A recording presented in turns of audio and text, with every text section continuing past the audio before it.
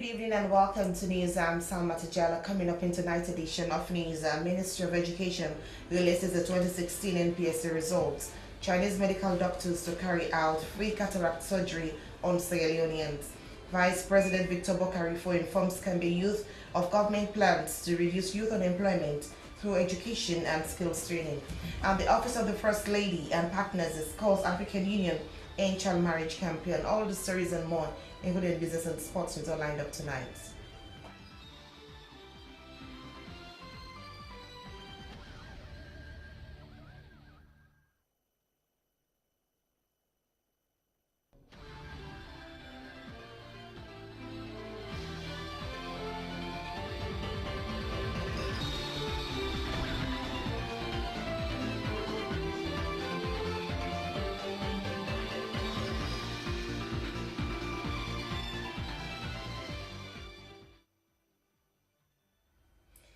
Welcome to news. For our first story tonight, the Ministry of Education has released the 2016 NPSC results. Binta Bao Bekli Nursery and Preparatory School and Wuri Ibrahim Alpha S of Matil International School Hill Station came first with aggregate 358. According to the Ministry of Education, the candidate entry for the exams was 115,706 from 3,434 primary schools nationwide. The entry figure, according to the ministry, comprises 49.8% boys and 50.2% girls. The total number that sat the exam was 115,670.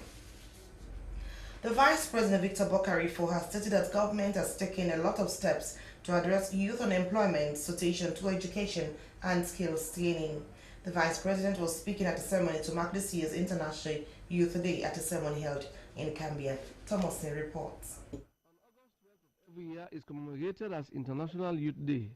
The day was declared by the United Nations General Assembly on 17 December 1999 to highlight youth issues annually in member states and recognize efforts of the world's youth in enhancing global society.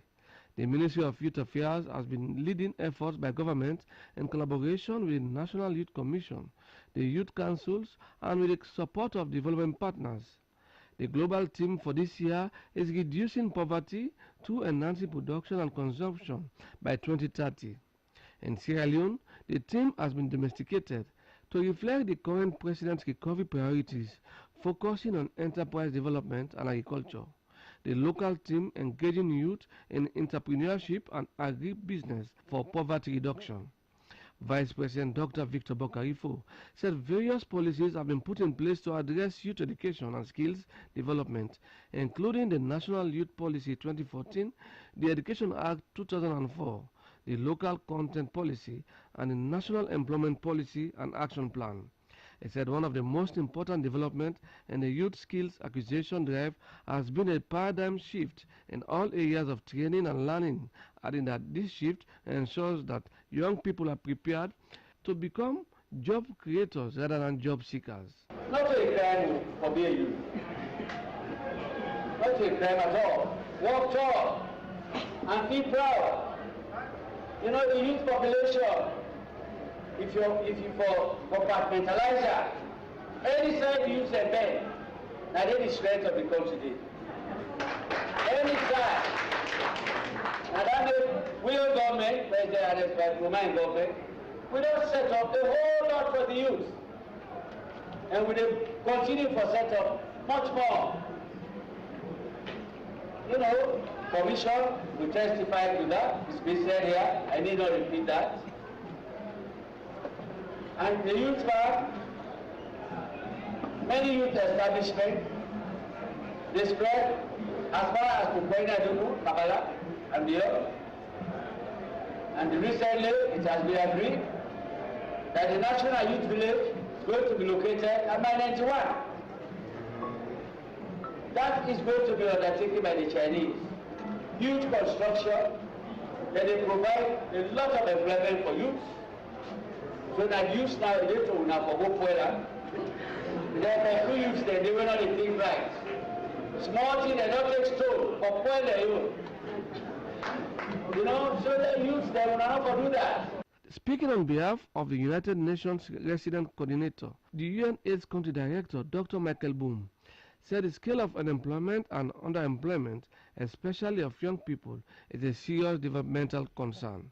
He said the theme for this year's International Youth Day are also aligned to the presidential recovery priorities, in which youth empowerment and employment are central themes across all the recovery pillars, and call on stakeholders and especially the private sector to work together to create employment and empower the youth of Sierra Leone.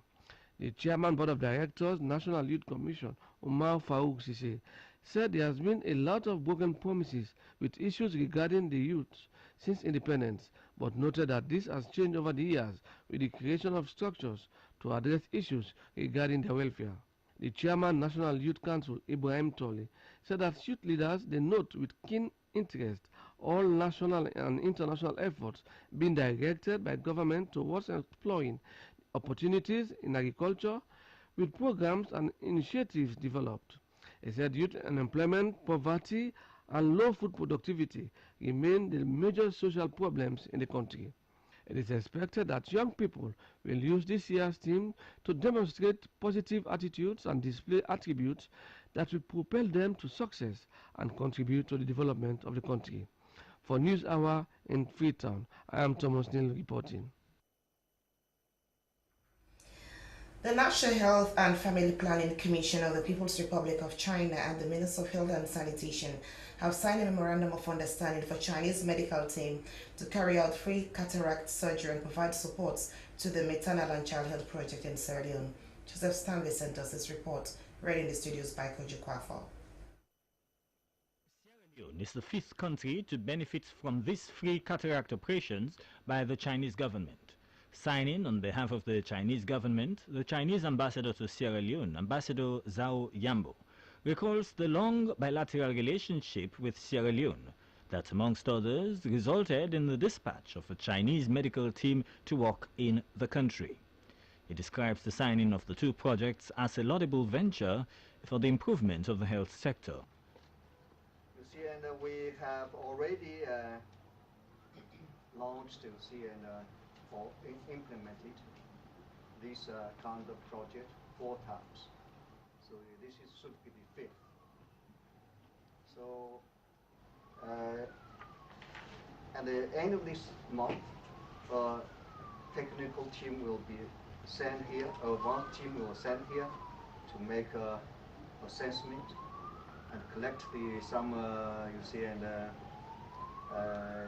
cataract patients. And then the technical team will be followed, you see, and very soon, and then we'll conduct a cataract surgery for these cataract patients. The Chinese ambassador was hopeful that at the end of this month, a Chinese technical team will be sent to make assessment and collect samples of cataract patients, to be followed by a second team to join surgeons to do cataract surgeries nationwide. Ambassador Jalloh recalls the Chinese government's support to Sierra Leone during the Ebola crisis and pledged its continued commitment to supporting the health sector. The Minister of Health and Sanitation, on behalf of the government, thanks the Chinese government for their continued support to Sierra Leone, especially the Health Ministry. He says the friendship between the two countries dates some 40 years back and that Sierra Leone is one of the most consistent supporters of China. The Health Minister explains about the importance of the projects to save lives of Sierra Leoneans. But what is more amazing is the fact that China is even now poised to do far more than they have ever done for this country.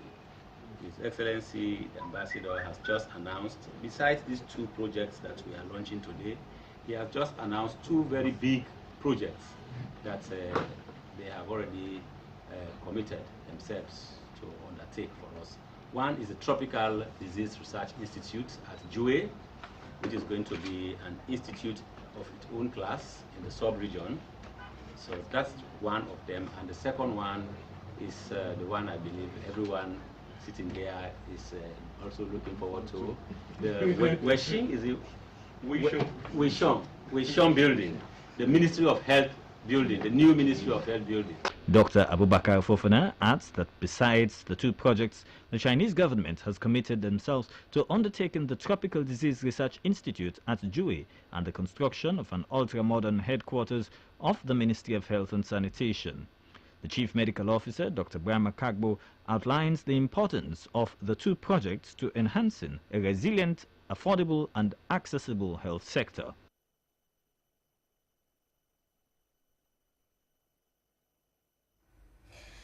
The Office of the First Lady, together with UNICEF and the Ministry of Social Welfare, Gender and Children's Affairs, have hosted a breakfast meeting to discuss the African Union End Child Marriage Campaign for African countries. The meeting took place at the Family Kingdom Resorts, Kojukwa, for witness celebrations. It's as a result of the call made by the African Union for African countries to take leadership in ending child marriage for them to meet their sustainable development goals. Hence, the First Lady is using this high-level meeting to advocate with lawmakers for the total banning of child marriage. The reasons for child marriage in the African setting are many. The Sierra Leone Parliament has passed into law statutes to mitigate against the problem. The First Lady Sia Nyamakroma, an ardent advocate for the banning of child marriage, called on stakeholders to commit themselves to look into the relevant statutory laws and bring this pervasive problem of child marriage to an end. While the practice of child marriage has been slowly declining, particularly for girls under age 15 or more concerted efforts are needed to accelerate the pace of change. If there is no reduction in child marriage in Africa, up to 280 million more girls alive today are at risk of becoming brides before they turn 18. The effects of population growth mean that this number will approach over 320 million by 2050. The Sierra Leone context.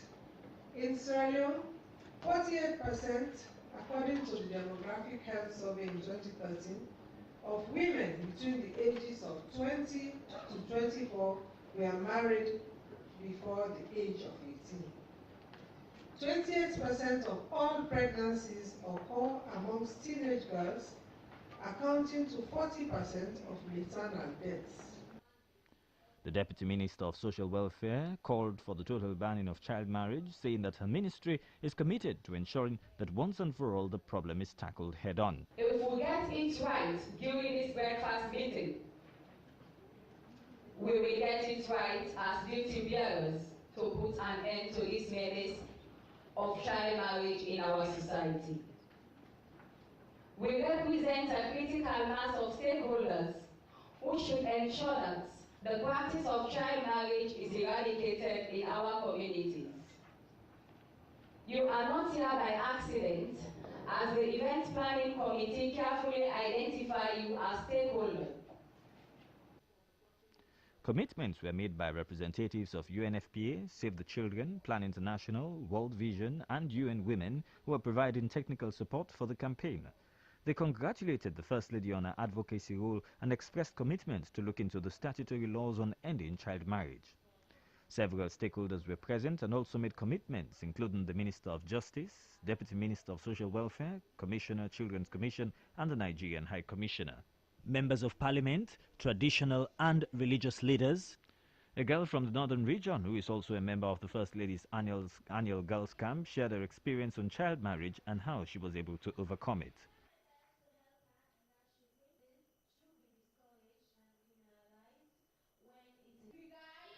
Behind the practice in Lagos State. Prophet Muhammad, sallallahu alaihi wasallam, peace be upon him, never told us not to send our girl child to school because all of our children we are learning, and by then it was Arabic that was existing, and he never stopped the girls to get this education. Why are we now stopping our girls to acquire education?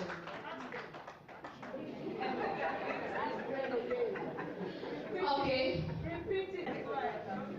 The Quran, as we say, it states that you should send a girl to marriage home, but it doesn't give us a specific time or age, which means we have no right to destroy the future of a girl child in our country.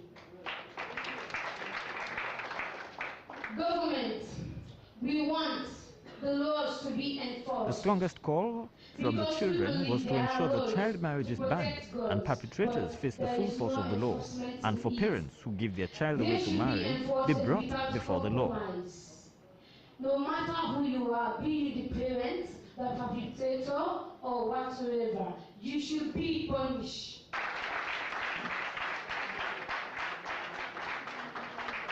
A member of the African Union team gave an overview of the campaign. The grand official launch of the End Child Marriage campaign will be held on the 17th of September this year at the Bank Complex, where the African Union Commissioner, Dr. Mustafa Sidiki Kaloko, will be present. Kojo Kwafu, SLBC. Since the death of Mosiri Fadika last week, mourners continued to troop in to the family house of the late man at Magazine Quartz. Mr. Fadika died last week at the Whitechapel Hospital in London. 1 week after his death, Umubaka visited the Fadika compound at Magazine Quartz.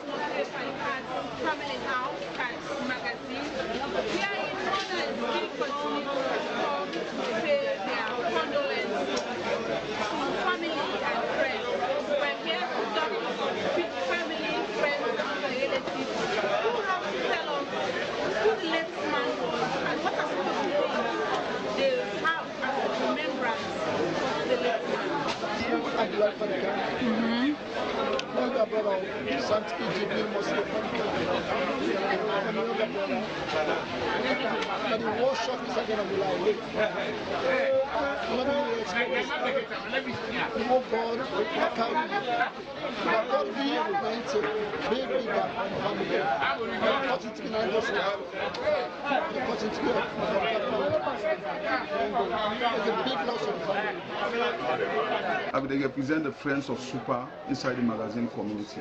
I believe that the death of Mosiri Fadika means a lot to the whole nation.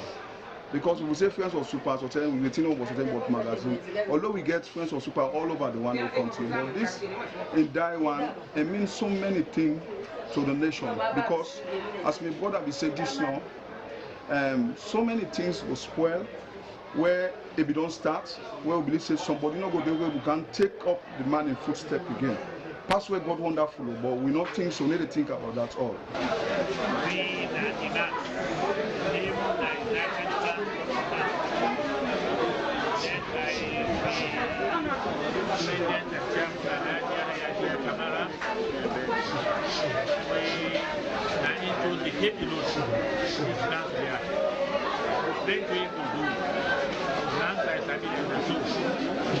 But you can pray for brother and sister already there, now various Muslims, some of Ghana back, but for camp officially and council no more, and this man back. Fadika and Taiwan shock me, because we do the man, and they people me picking them. Check them and they help me for pay school fees for all kinds of me bobo. They put out Atlanta go college. Well, you don't go London, I put out again work. They give you full family all work for the night, they feed you the all kinds of. They go put all the past that they feel they take care for the this boy and so. This and this cause in Taiwan is shock me also better. Now good man, he down to the earth. And before God taking life, God give a big love. The love what God will give by Mosiri Fadika during first month, He give first month to all them people there. But we as Council of Imams, the day by Mosiri Fadika we go give we own Sunakati. He meet up all the imams all over the country every day.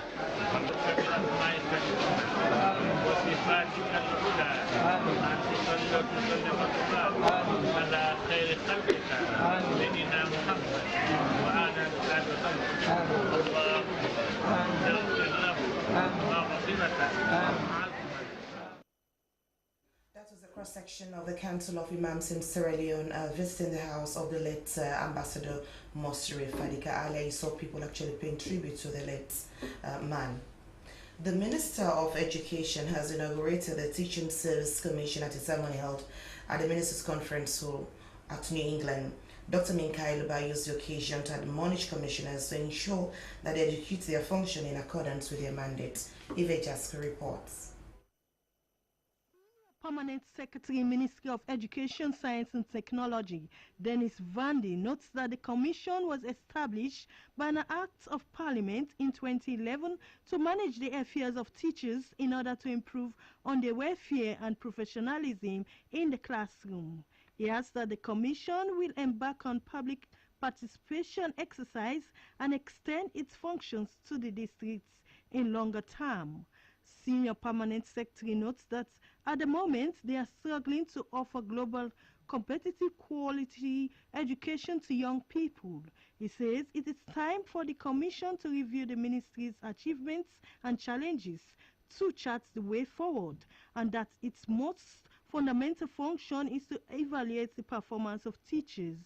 The Deputy Country Representative of UNICEF, Sanduzu Latouf, appreciates the inauguration of commissioners of the Teaching Service Commission with an expectation that it will deliver quality education. She says the move demonstrates the good leadership of the Ministry of Education. The UNICEF Deputy Country Representative expresses the hope that they strongly believe that the Commission will work with the Ministry of Education in transforming the sector. She cites the Ministry's priority on the teachers' payroll, which she describes as important. She lauds DFID, EU and the World Bank for the support and calls on them to continue the support to the education sector. She congratulates the Commission for accepting the challenge to give the sector a better face. The Minister of Education, Dr. Minkai Luba, says his ministry is determined to ensure efficiency and decency in the running of the Commission. He says the Commission was set up to give license to teachers so as to maintain professionalism in the educational sector. He assures the commissioners of his ministry's fullest support in maintaining discipline and best practice management of teachers. My ministry is determined to ensure efficiency and probity in the running of this commission. I note with satisfaction the growing number of graduates from our tertiary institutions, and while it is my wish to see the trend continue, I wish to state emphatically that I have a grudge with some of the graduates from our institutions. I would like to explain this. We have people coming from this institution now with certificates. They said we are graduates, but believe me, if you check this and interview them properly, they cannot cheat in our schools. And that is why we decided to establish the commission so that they give license to teachers in this country. They become professional. According to him, the Commission is the regulatory body of teachers and that the guide indicates that the Commissioner should ensure that they carry out their mandates in accordance with the laid down procedures for the promotion of the welfare of schools in the country. The Commissioner Teaching Service Commission, Dr. Beckley, describes the inauguration as a defining moment in education. She assures that they are ready to take the Commission to well-structured operations. She notes that much is expected from the Commission, though it is very challenging. Their aim is to succeed. The Commissioner Teaching Service Commission adds that innovations in education are priority investments, commending global partnership on education for support and looking forward for productive engagement. Meanwhile, the director of the Educational Center for the Blind and Visually Impaired, Thomas Ali, has described Honorable Justice Donald M. Macaulay as a change maker to the success of his education. He made a statement at the opening of the Honorable Justice Donald M. Macaulay Multipurpose Hall at Crafting. Honor Conte has more.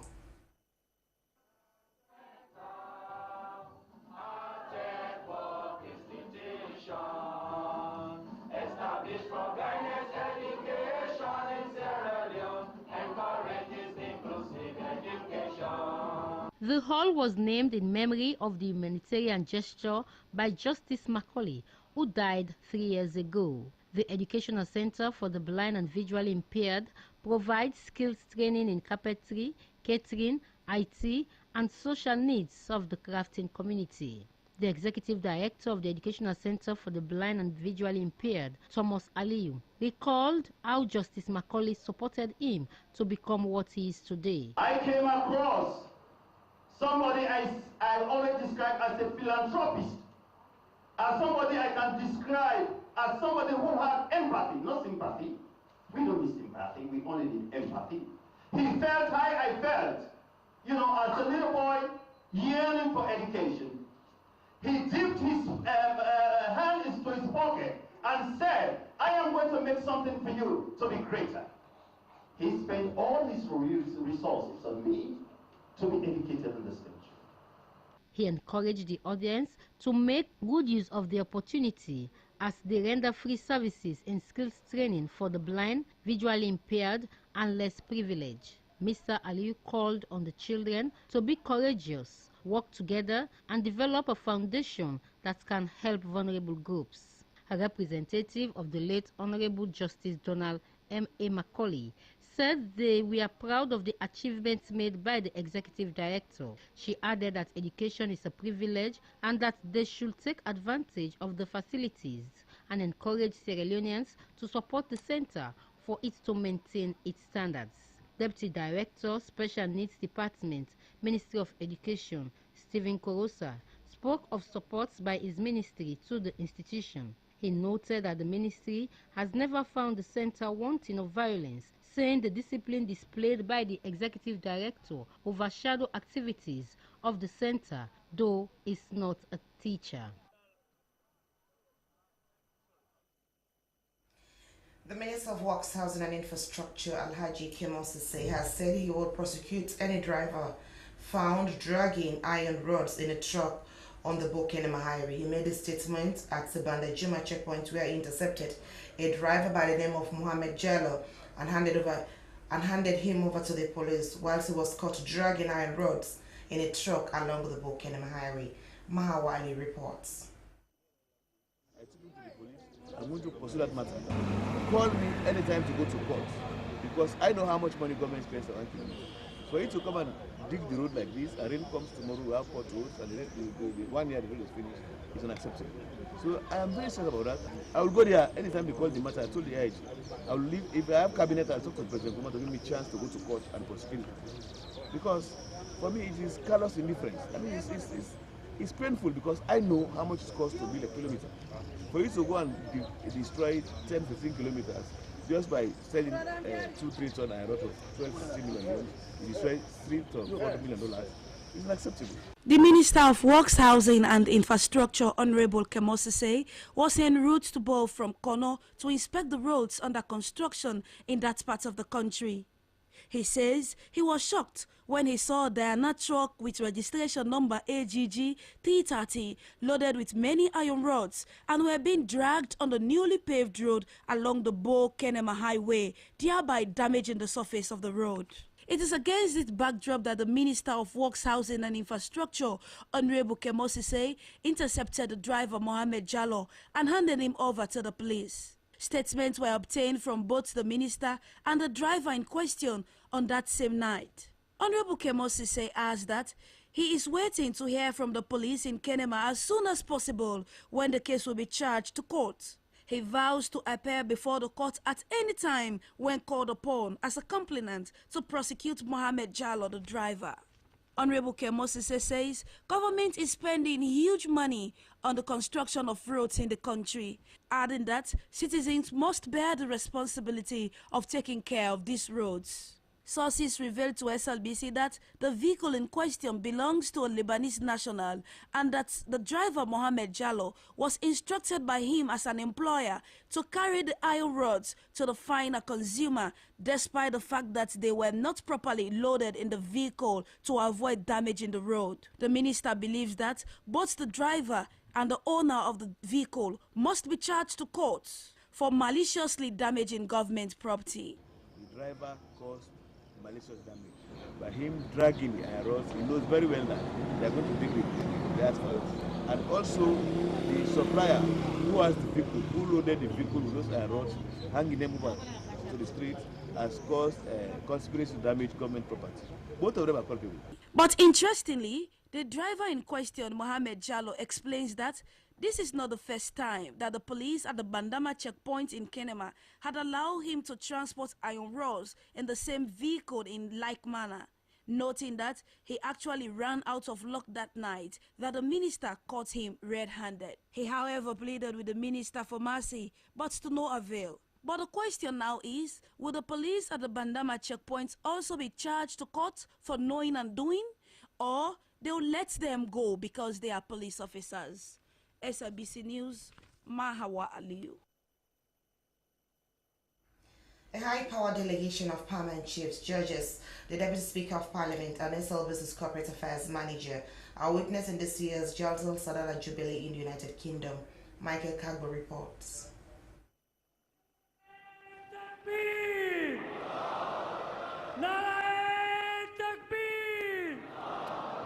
Hazrat Muhammad Mustafa, Muslim Insaniyat, 12th August marks the start of the annual UK Jalsa Salana in London. This year's convention is a special edition as it marks the 50th UK Convention of Ahmadiyya Muslim Community. Volunteers, old and young, largely consisting of technical and academic professionals, are proudly seen serving a mammoth crowd of well over 25,000 people from different countries around the world. The principles of Ahmadiyya are based on love for all, hatred for none.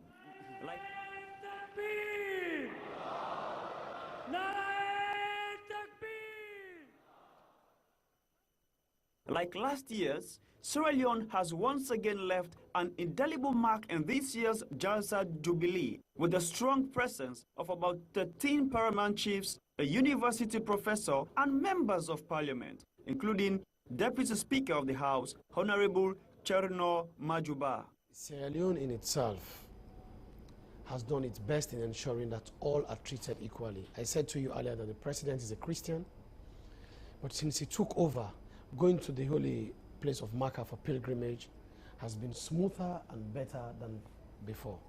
He's paid more focus and attention. So it shows that putting people together, irrespective of the religion you belong to or the tribe, is something of paramount importance of Sierra Leone. I remember the president telling me once, when he just came into office in 2007, that if you want to lead and allow your people to follow towards the right path, is to ensure you only use the past to correct the future, but not to focus on the past. Otherwise, you'll waste or spend all your time doing nothing. You have to look forward in ensuring that you bring people together and push them to doing the right thing.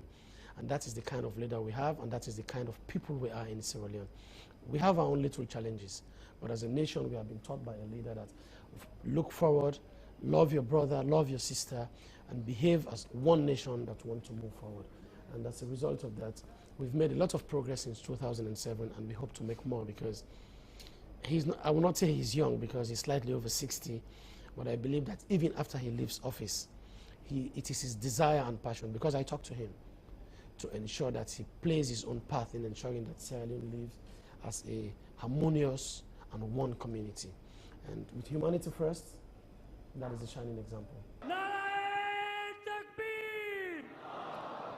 Hazrat Muhammad Mustafa, Muslim Insaniyat, Ghulam Ahmad ki, Ghulam Ahmad ki, Islam Ahmadiyyat, Khilafat Ahmadiyya, Hazrat Amirul Mu'mineen.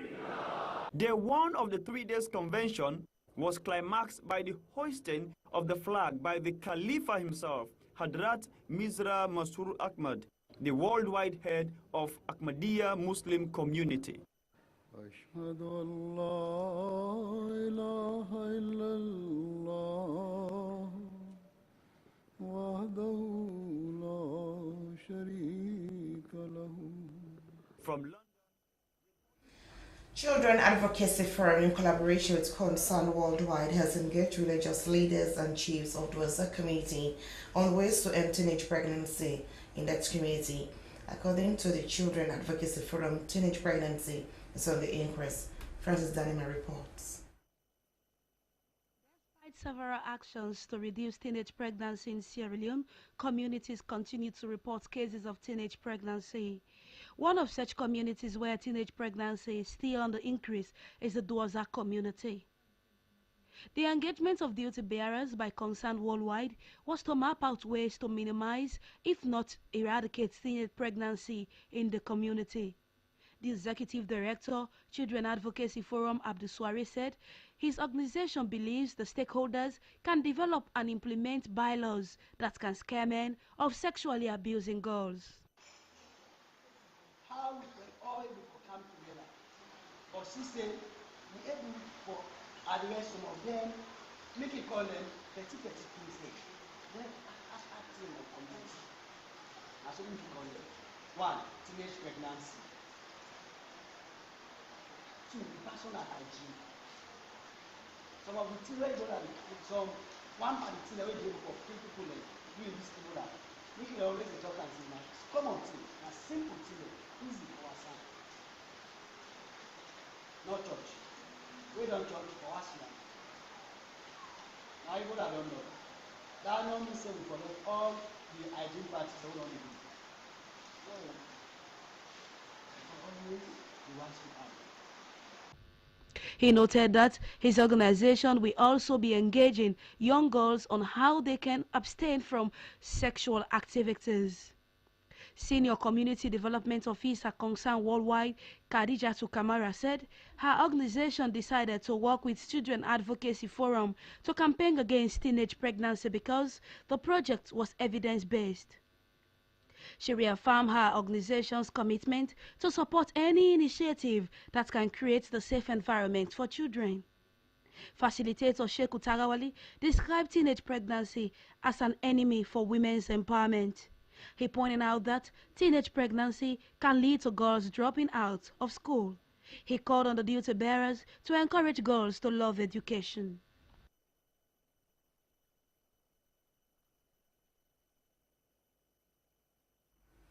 A delegation from the Marlborough Investment Group is in Sierra Leone to explore possible areas of investment in energy, infrastructure and agriculture sectors. The chairman of Marlborough Group, Leon Maluza, and his colleague Alexandra Maluza were invited by the Sierra Leone Import and Export Promotion Agency, SLEPA. The company has plans to bring to Sierra Leone modern technology and methods developed over 22 years of experience in civil works. The team were briefed on the investment portfolio in Sierra Leone at SLEPA's conference room. Mama Degekano witnessed the presentation. Import and Export Promotion Agency is responsible to attract foreign direct investment into Sierra Leone and improve upon the balance of payment for business people. It is against this backdrop that the Marlborough Investment Group has decided to invest in Sierra Leone. Chief Executive Officer of SLEEP, Raymond Becky, says his agency will continue to work with foreign investors and increase investment portfolio in Sierra Leone in line with their vision. The Chief Executive Officer pledged SLEEP's continued support to provide a conducive atmosphere for foreign investors to operate. Mr. Becky adds that Sierra Leone continues to suffer brain drain as a result of the 11-year civil war and the recent Ebola outbreak. He expresses the hope that policies and programs will be developed to prevent further brain drain. A digital presentation on the microeconomy of the country investment was done by the promotion manager, Victor Bangura, indicating that SLEPA is working towards the agenda for prosperity. He says so far the country was ranked 147 out of 189 countries globally, 4th in West Africa out of 21 in Sub-Saharan Africa. Presenting a brief business proposal of the company, Business Development and Project Analyst Alexandra Maluza says his group has interest to invest in the energy, water, commercial and residential infrastructure, among others. He adds that his group is aiming at maximizing profit and to create employment and also change the socio-economic status of the country. Project Development Specialist Public-Private Partnership Unit Amagbori expresses concern over the resources to be provided by a Marlborough company for the implementation of their projects, stressing that the government has not enough funds for such projects. According to the country representative, Marlborough Group Christopher Olufemi George. They are ready to finance all their projects, but they need a guarantor from the government to move forward.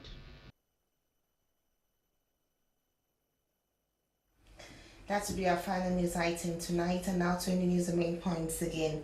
Minister of Education, Science and Technology has released the 2016 National Primary School Examination results. Vice President Victor Bokarifo has informed youth of Cambia of government plans to reduce youth unemployment to education and skills training. Chinese medical doctors are to carry out free cataract surgery on Sierra Leoneans. And the Office of the First Lady and partners have discussed the African Union and child marriage campaign. That's all in the news tonight. Many thanks to the news editor, Ibrahim Mansuri, and the rest of the production team. Thanks for watching. Up next is Issues in the News with Asimi Bass. Stay with us.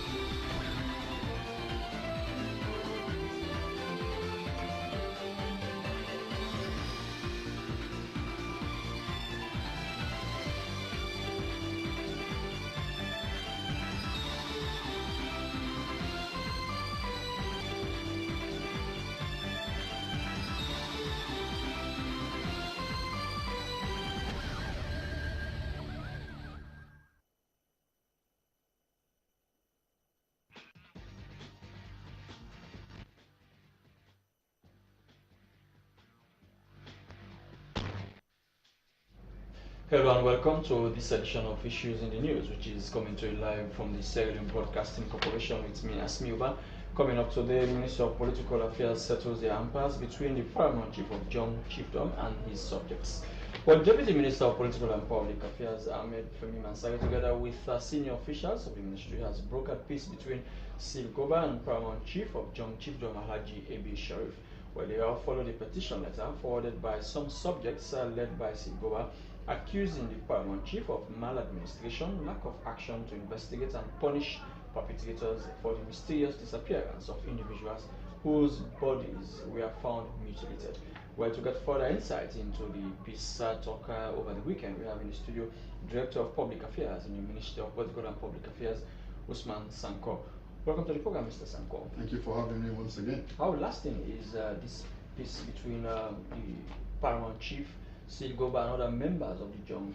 Because of the method used to deliberate and mediate the conflict, I am absolutely convinced that this one is going to be profoundly lasting. Okay. I mean, the bickering, or if I could say the trouble between the chief and his subjects has lasted for more than a decade. How come it was settled in just a few hours? Because once we received the letter from the petition, we read it. The minister, the deputy, and some members of the ministry decided that this is an issue that could be solved. Because most of the issues have to do with the police. And especially when it comes to murder. With murder, a high degree of proof has to be established for somebody to be convicted. Nobody denied that these murders, or ritual murder, according to the chief, was very salient enough to describe them as ritual murders instead of cannibalism, wherein maybe bodies were found, parts mutilated and everything. But according to the chief, he called the police, the first line of investigation. The police did what they had to do. The coroner was called from Freetown. He went there. The cause of death was established and evidence was submitted to the State Council at Bo. And after exhaustively reading and gone through everything, he came out with the decision that there was not sufficient evidence to prosecute. So, as far as that allegation is concerned, that the chief has done to do after due diligence procedure had been followed. With regard to some of the other allegations, Mr. Sanko, that's something Mr. Goba and other members of the chiefdom took with a pinch of salt. They did not believe the chief. They did not trust him. but you have to have faith in the justice system, in the judicial system. The chief has nothing. He's not the police that was established. He is not the police. He didn't stop or interfere with the process. So the only thing is, maybe if they want, well, maybe we suggested that they could ask for a review without the chief being involved in it. So that was the crux of the matter. So why do you think they named the chief in a serious allegation like that of cannibalism? Because it's because you know these are two factions. Silgoba's faction. And one thing that Silgoba said, that he was never in Matrujo when all these murders took place. People came to him. So it's eyewitness. It's difficult and not even fair and proper to convict somebody for murder. You know the penalty for murder, you know, based on circumstantial evidence. So my deputy minister was very brave and courageous to tell him that, you know, this is not the chief's fault. Did he accept that? He did. Because he said, this is not provable. You can't prove it beyond all reasonable doubt for you to get a conviction. Though the people that were aggrieved, the relatives of the people that were murdered, they were not happy. But, you know, in negotiating, sometimes you have to endure certain things. So do you think the peace is going to hold? Because if the relatives of those who are murdered are not happy with the chief and other people they perceived as perpetrators, then how do you think the peace is going to hold in John Kingdom? Well,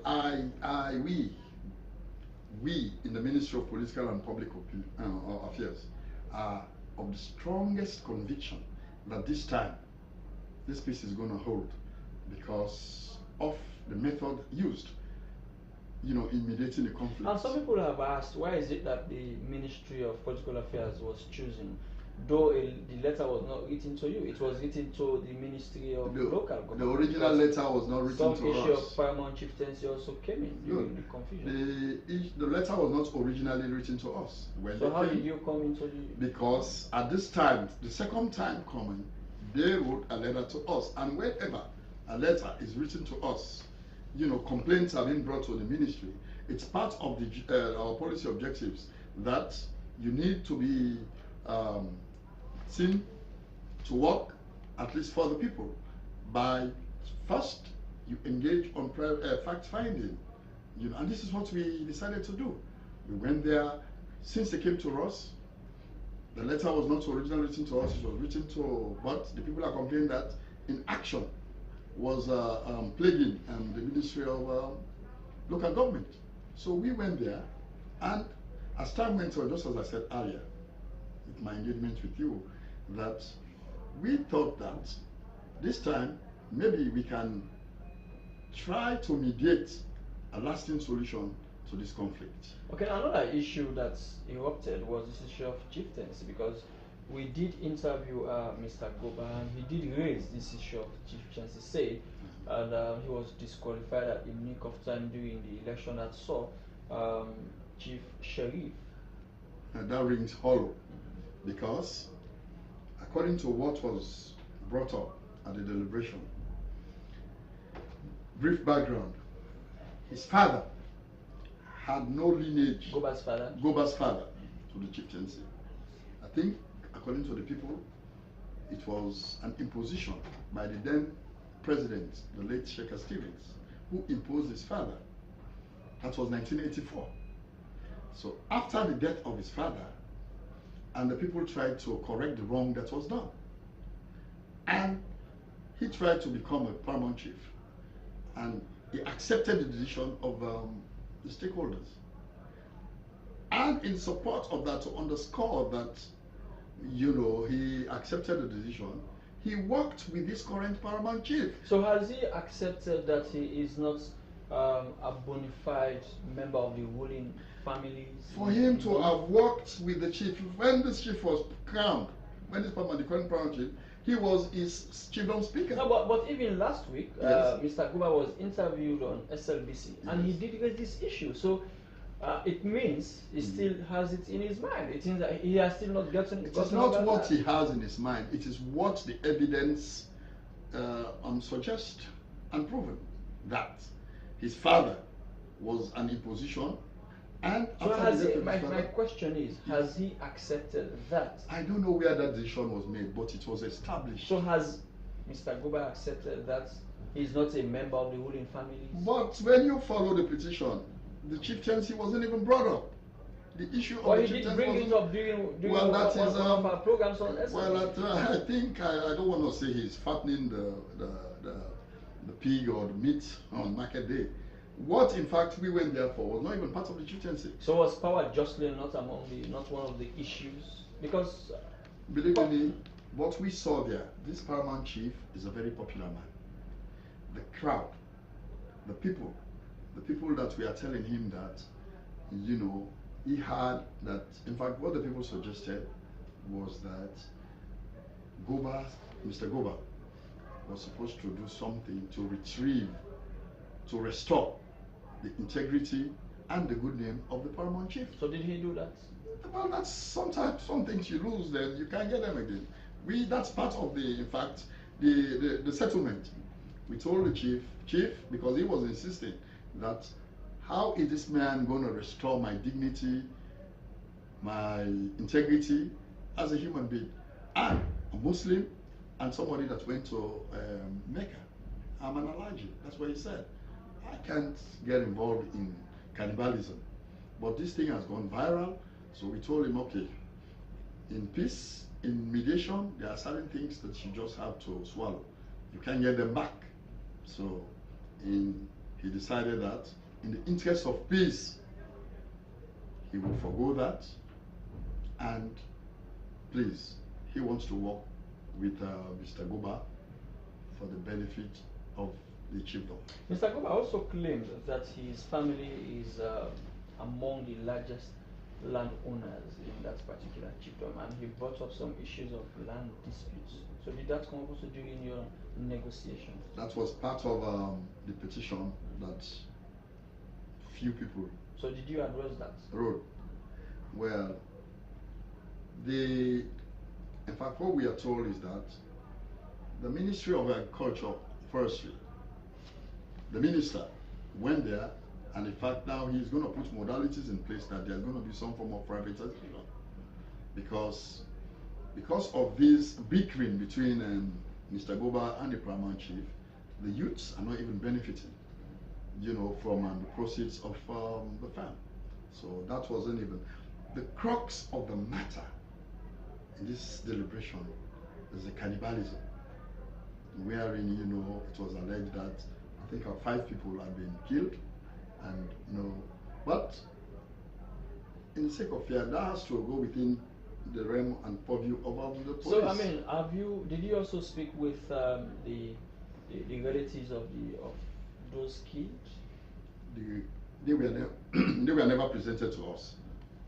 But I mean, that should also be part of the reconciliation. Well, first, what we did is we engaged the 2 principal actors, the paramount chief and Mr. Silgoba. But there's going to be a follow-up. Our minister, Ms. Thomas, is not in the country. She's she's in Holland. When she comes back, in fact, that's part of the promise that we made to the people, that we're going to go there, the minister and some other stakeholders, members of John Chiefdom. You know, like in fact, the chief suggested that we bring in somebody like the Minister of Water Resources and other people, so that we can go there, so we can cement this piece. Why bringing the Minister of Water Resources? The minister is from that area. So the chief, in fact, the paramount chief suggested, but he's not the only person that was suggested by the minister and by the paramount chief, that other distinguished people from that chief. So how would you monitor the post-negotiation now to ensure that each party, I mean that of Paramount Chief Sheriff and also that of Mr. Goba, each of them keeps to the promises that they make? Well, it's constant. Well, in fact, I started in a very low level this morning. In fact, yesterday, we came back yesterday in the afternoon. I called, and both of them told me that peace is being maintained. I called this morning again. In fact, the paramount chief told me that he was in a village, visiting his mom, and I spoke to Mr. Goba. He said everything. Well, he said the people are still a little bit aggrieved.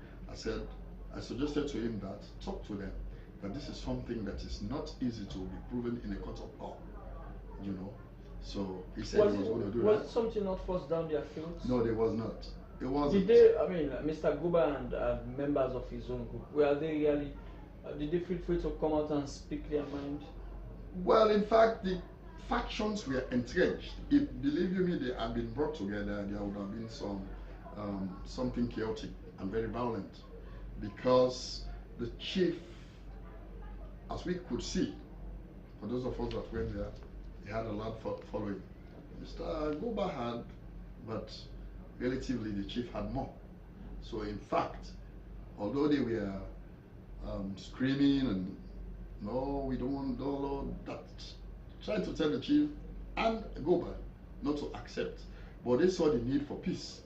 That without peace, nobody could benefit from what's happening in the kingdom. Okay, well, posterity will judge whether the peace between Paramount Chief Sheriff and Mr. Goba is going to hold. It's going to hold, yes. Okay. Be assured that we'll do whatever it takes to make sure that it holds this time. Well, thank you very much. He is the Director of Public Affairs, Usman Sanko, from the Ministry of Public Affairs. Well, that's it. Issues in the News is done for today. On behalf of all of us, that's how we say goodbye. Till we join you again another time. Goodbye. Thank you.